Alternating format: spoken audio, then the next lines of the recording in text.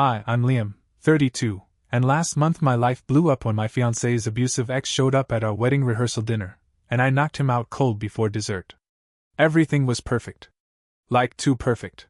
Madison looked like something out of a dream in her dress rehearsal version of the gown, just a simple white summer dress, hair pulled back, that effortless glow she doesn't even know she has. Her best friend Jessica was buzzing around double-checking place cards, Cameron's brothers were cracking jokes, and everyone was drinking those fancy lemon cocktails Madison insisted on making herself. We were at the burrito stand farmer's market, the place where it all began. The string lights overhead. The sun setting in the background. It was warm, golden, and full of laughter. I'd never seen Madison this relaxed, this free. Not even after the court hearing 2 weeks ago where 5 women stood up and helped bury the ghost of her past for good. No, this was different. This was joy. I was talking to Cameron's mom about Minnesota winters, she was swearing the cold-built character, when Jessica pulled me aside. "You need to come now," she whispered, voice tight. My stomach dropped. "What's wrong?" She didn't answer. Just pointed toward the edge of the venue, near the food trucks, where a man stood in a gray hoodie and jeans, hands shoved in his pockets. He wasn't moving. Wasn't talking. Just watching. It was Derek. 3 years of fear slammed into me like a freight train. Not mine, hers.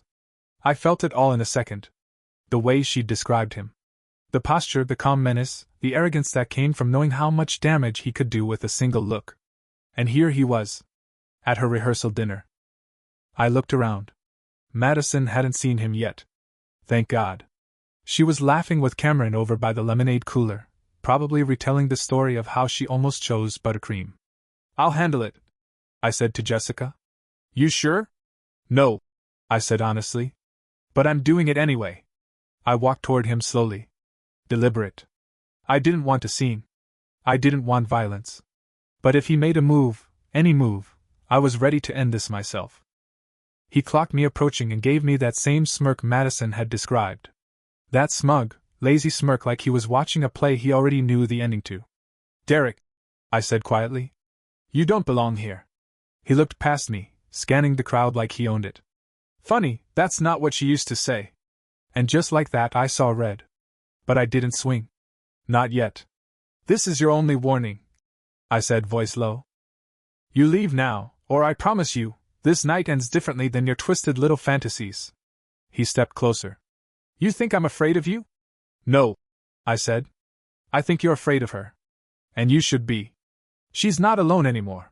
He glanced over my shoulder, eyes landing on Cameron, who had just turned around and was now walking toward us. Derek's smirk faltered. "Your little MMA hero gonna save the day?" Derek sneered. "No," I said again, stepping closer. "I am." And then, for the first time in my entire life, I punched someone. Right in the jaw. Derek stumbled back, caught off guard, and before he could recover, Cameron was beside me. "You've got 5 seconds to walk away," Cameron said, voice calm but dangerous. "Before the cops we've already called get here. Before every single person you've hurt turns and sees your face." Derek looked around, really looked this time, and saw them. Madison's mom. Amber. Even Rachel. All here. All watching. Then he ran. "Coward." Cameron put a hand on my shoulder. "Nice punch," he said. "Did I just break my hand?" I asked, shaking it out. "Definitely," he said. "But totally worth it." I looked back at Madison, who was now standing still, her eyes wide, watching us from across the market. She knew. I nodded once. It was over. Madison didn't say anything at first. She just walked straight up to me, her eyes darting between my face and the spot where Derek had been standing moments ago. Then she looked down at my hand, which was already swelling. "You hit him?" she whispered. "Yeah." "With that hand?" I nodded. I panicked. It felt right at the time. "You absolute idiot," she said, and then she threw her arms around me. We stood like that for a long moment, just holding each other while the rehearsal dinner buzzed back to life around us. Cameron had already gone back to his brothers, waving off anyone who asked what happened with a calm. "Handled it." That's the thing about Cameron, he's not loud. Not dramatic. But when it matters he shows up. Jessica walked over with 2 lemon cocktails. One for the warrior, one for the bride. she said, handing them out like participation trophies. Did anyone else see him? Madison asked. Not many, Jessica replied. But enough. Amber's shaking. Rachel's calling her boyfriend. We should probably talk to them. Madison nodded. In a minute. She turned to me again, softer now. Thank you? You don't need to thank me. I do. You didn't hesitate.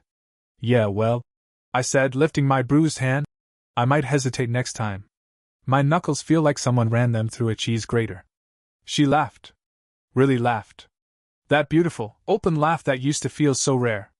But then her smile faded just a little. He came here because he wanted me to see him. He wanted me to know that even now, he could still show up. He also left. I said. Fast. Because you're not the same woman he used to know. You've got backup now. She leaned in closer. I don't want backup. I want peace. I want one damn day where I'm not looking over my shoulder. You'll get that. After next week, he won't be able to come within 100 yards of anyone without risking arrest. She took a deep breath and nodded. Okay. Let's salvage this dinner. And salvage it we did. Cameron made a toast, some sweet, bumbling thing about farmers' markets and lemon burritos and how love shows up where you least expect it. Everyone clinked glasses, and Madison's mom pulled out a surprise dessert table with mini cheesecakes in mason jars. We ate. We laughed. We planned the wedding playlist. It was almost normal again. But then, later that night, back at our house, while Cameron and his brothers were in the backyard stringing up extra lights for the ceremony, Madison stood in the kitchen, staring at the sink full of half-washed dishes. I don't think he's done, she said quietly. You think Derek will come to the wedding? I think he wants me to expect him. I walked up behind her and wrapped my arms around her waist. Then let's ruin the game. Let's not give him what he wants. She tilted her head back against my chest. How? We make this wedding the happiest, loudest, most joyful damn event we can. We make it so full of love and community that there's no room left for fear. And if he shows up again... I know, she said. You'll punch him again. I was gonna say I'd call the cops, but sure, plan B. She turned in my arms and smiled. You're a terrible influence. And yet, you're still marrying me. In 6 days. Who's counting? We both were. The wedding day started calm. Too calm. I woke up to the smell of cinnamon rolls. Madison's mom had baked 3 dozen and dropped them off with a note. You can't be nervous while eating cinnamon. It's science. Cameron's brothers were already dressed, sitting on the back porch in matching suits, cracking each other up like they weren't about to stand next to a guy who regularly gets punched in the face for a living. Jessica showed up in full crisis management mode. Hair pinned, clipboard in hand, barking orders like she was coordinating the Oscars. Liam, boutonnieres go here, not on the gift table. And for the love of Target, someone tell Cameron to stop trying to set up the speaker system himself. I was halfway through tying my tie when Cameron poked his head in. His face was pure giddy chaos. Have you seen her? He asked. No. You're not allowed. I just wanted to know if she looks okay. She's gonna annihilate you with how good she looks. Now get out. He grinned and disappeared. The ceremony was set up exactly how Madison had dreamed, under an open sky, string lights swaying in the breeze, wildflowers in mason jars, and the hilltops catching the last light of day. Everything felt warm and soft and golden. People started arriving around 4. Friends, family, half the MMA gym. Even Dr. Chen came, which made Madison cry before she'd even put on mascara. Rachel and Amber were there too, sitting in the second row with quiet smiles and clutching each other's hands like a lifeline. I was standing at the altar next to Cameron, watching the guests settle in, when Jessica came jogging over, slightly pale. We have a situation. My stomach dropped. Derek? No. Worse. What could be worse than Derek? Jessica glanced over her shoulder. His mother. I blinked. What? She's here. Said she wants to speak to Madison before the ceremony. Said she's owed a chance to defend her son. I swear, Cameron's jaw flexed so hard I thought he might break a tooth. Where is she? He asked, voice eyes. Jessica pointed to the gravel path near the parking area. There she stood. Mid-50s, expensive haircut, designer purse clutched in one hand, and an expression like she was doing us a favor by gracing us with her presence. Cameron started moving, but I grabbed his arm. Wait. Let me. I walked up to her with my best polite smile. The kind that says I will ruin you nicely if needed. Hi. This is a private event. She lifted her chin. I know who you are. I know what you all think he did. We don't think. We know. And Madison doesn't owe you a second of her day. He's still my son. And she's still the woman he hurt for 4 years straight. You want sympathy? Try bringing it to the courtroom next month. Today is for love. Not denial. She sniffed like I'd offended her. So I leaned in slightly and added, and if you're still standing here in the next 10 seconds, I'll ask Cameron to come say hello. You know, the regional champion MMA fighter who once promised to break your son in half if he ever showed up again. That did it. She left. Quickly. I walked back, heart pounding. Madison was still inside, unaware. Good. When I got to Cameron, he looked at me. Everything okay? She's gone. Did you punch her? Tempted. But no. I used words. He smirked. Weak. Jessica walked up behind us, holding her clipboard triumphantly. All right, drama extinguished. We're back on track. 30 minutes until the ceremony. Everyone breathe. But just as she said that, boom. A crack of thunder in the distance. We all looked up. Not a cloud all day, but now, darkness on the horizon. Please tell me that's not rain. Cameron muttered. Jessica didn't blink. Not on my watch. Everyone move. Plan B, let's go. We've got the covered area ready. Madison still hadn't seen the clouds. She was inside, getting her dress zipped up, humming something soft. I peeked through the window. She looked like magic. Like strength wrapped in grace. Like someone who had survived a war and come back shining. Like someone finally getting her moment. Storm or no storm, this wedding was happening. Rain wasn't just a drizzle. It was biblical. 15 minutes before the ceremony, the sky opened up like God had slipped in the shower. Guests scrambled. String lights flickered. Jessica unleashed her clipboard like a sword and started barking orders with military precision. Marcus! Move the chairs to the covered area. David! Grab the runners. If anyone lets that cake get wet, I swear I will end you. Cameron was pacing now. Do you think she's freaking out? She hasn't seen the rain yet, I said. Last I checked, she was doing makeup touch-ups and dancing to Lizzo in front of the mirror. He stopped pacing. God, I love her. Then pull yourself together. You've fought guys twice your size, you've trained through injuries, and you survived wedding Pinterest boards. You can survive rain. He laughed barely.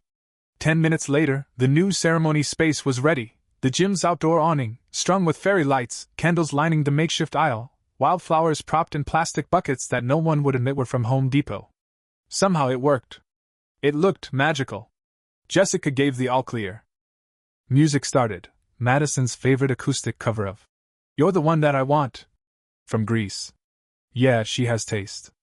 Quirky, amazing taste. The guests stood. Cameron took his place. Then the door opened. And she walked out. Barefoot. Hair twisted up with little flowers. That simple dress clinging in all the right places. Her smile like sunlight cracking through the storm. Everyone sucked in a breath, including Cameron, who immediately looked like he might cry. Correction, was definitely crying. She walked down the aisle slowly, her eyes locked on his, and for a moment the rain didn't matter. The ex didn't matter. The court date, the trauma, the years lost, all of it faded into the background. It was just Madison. Finally getting her moment. Her peace. Her forever. The officiant, Cameron's coach, believe it or not, cleared his throat. Dearly beloved, he began, with the kind of voice you'd expect from a man who once screamed, harder, damn it, at a sparring session. The vows were next. Cameron went first. Pulled out a folded napkin he'd scribbled on mid-fight camp, of course. His voice trembled, but he didn't stop. I used to think strength was about fists. About standing your ground and never letting anyone get close enough to hurt you. Then I met you, and you taught me that real strength is letting someone in. Letting someone see you. And trusting that they'll stay. I will always stay, Madison. I choose you. Always. Half the crowd was crying now. Including the gym bros. Then it was her turn. Madison didn't need a napkin. She didn't need notes. She looked right at him and just spoke. You made space for me to breathe again. You never asked me to shrink. You never flinched when I was messy or afraid. You showed up when it counted. You still show up. And I don't know what the future holds, but I know this: if I have to face another storm, I want it to be with you. That's when the power actually flickered. The officiant panicked. Let's get this finished before God gets creative. By the power vested in me by the state of Texas and this extremely unpredictable weather, Cameron, Madison, you may now kiss. He did. And the gym erupted. Cheering, applause, someone popped champagne too early. Madison's mom was crying into her purse. Jessica fist pumped. Marcus yelled something about a tidal belt of love. And honestly, it kind of worked. They walked back down the aisle, hand in hand, barefoot in puddles, soaked to the skin, grinning like kids. And just like that, they were married. No drama. No Derek.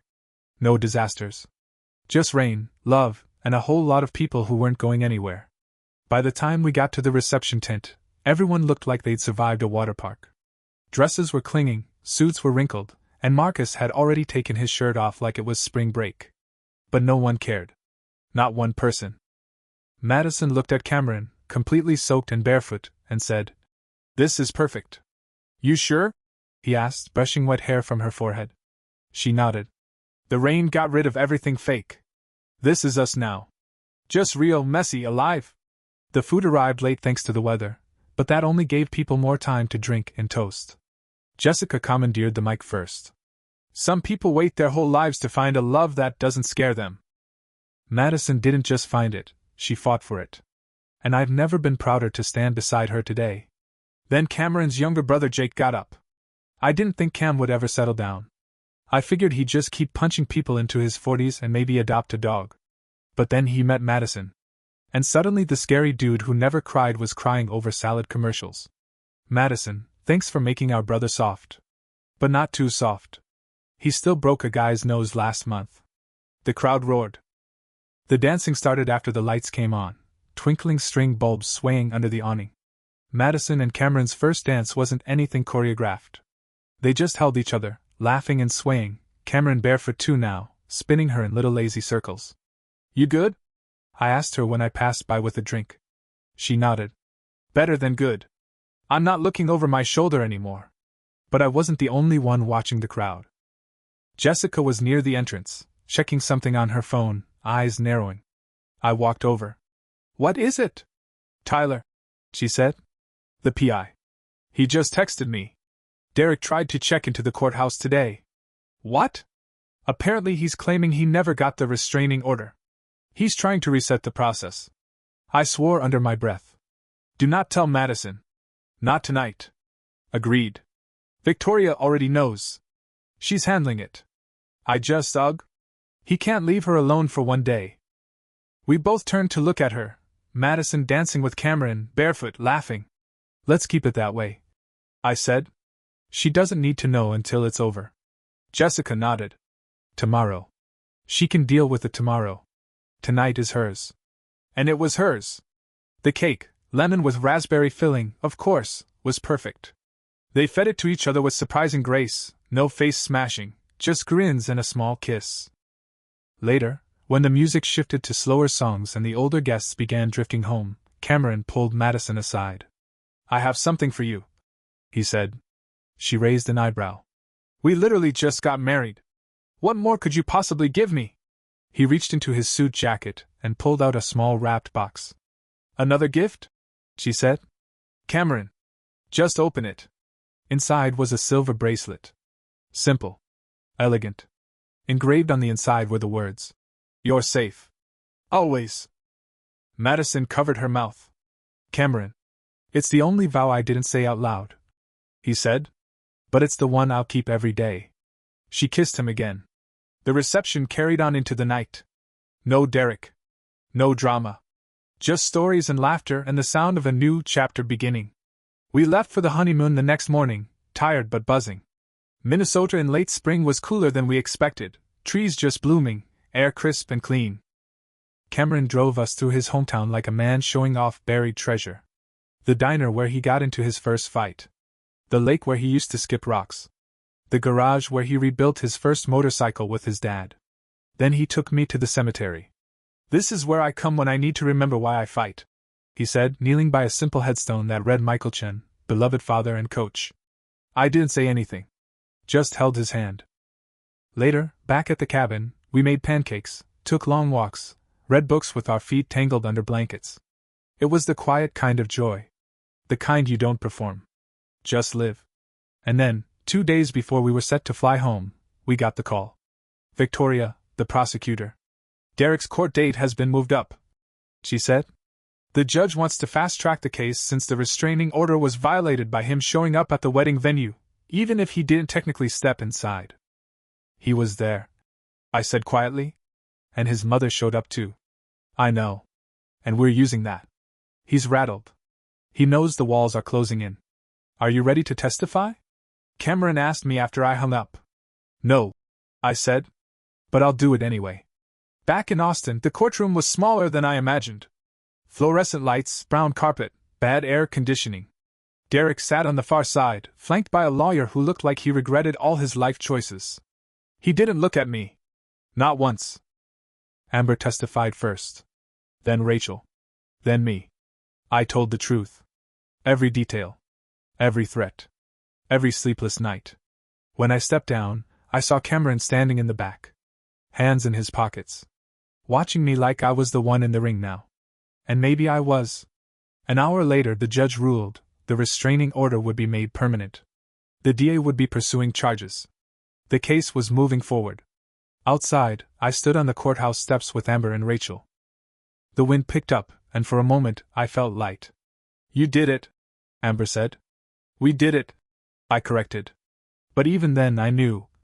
There was still one part left of this story. The courthouse victory didn't feel like a movie ending. No dramatic music. No epic speech. Just a quiet relief settling into our bones like sunlight after a long storm. A week later, Cameron and I were back in our little house, trying to get used to the word husband, without laughing every time we said it out loud. My husband made pancakes this morning, I told Jessica over the phone, leaning against the counter while he flipped another batch behind me. She snorted. God, you're insufferable. I know. Isn't it great? But even with the laughter, I wasn't pretending everything was perfect. Healing doesn't stop because a judge signs a piece of paper. Sometimes I still flinch when I hear tires screech outside. Sometimes I still scan the room out of habit. But now I catch myself. Now I remind myself, he's gone. And I'm not alone. 2 weeks after the hearing, I got a letter in the mail. No return address. No handwriting I recognized. It was from one of the other women who testified. Her name was Claire. She wrote, I didn't speak in court. I couldn't. But hearing your story helped me feel brave. I've spent 3 years thinking I was crazy. Watching someone else name it, that gave me power. Thank you for telling the truth. I cried on the kitchen floor holding that letter. Cameron sat next to me, not asking questions. Just being there. Do you know what this means? I asked, holding the letter up. This means we weren't just surviving. We were fighting back. And it mattered. It always mattered. He said softly. A few days later, I got an email from a nonprofit that supports survivors of domestic abuse. They wanted to know if I'd be willing to speak at one of their events. Not as a victim. As someone who broke the cycle. Cameron didn't hesitate. You should do it. But what if I say the wrong thing? What if I'm not ready? You don't have to be perfect, he said. You just have to be real. So I said yes. And on the night of the event, I stood in front of 50 women and told them the truth. That healing is slow. That love doesn't always fix everything, but it helps you believe in fixing things. That safety isn't a luxury. It's a right. That the scariest part isn't leaving, it's believing you deserve to leave. When I finished, there was silence. And then applause. And I saw, in that crowd, a few faces I recognized. Amber. Rachel. Claire. We nodded at each other. Quiet, knowing, unshakable. We had survived. We had built something new. That night back home, Cameron pulled me into bed and said, You're not just my wife. You're my hero. I laughed into his chest. You know, most people would say that about you. He kissed the top of my head. You changed the ending, Madison. That's bigger than any belt I'll ever win. And maybe he's right. Maybe this isn't just a story about surviving abuse. Maybe it's a story about reclaiming your life. Maybe it's a love story. Maybe it's all of it. But either way, it's mine. Ours. And it's just beginning.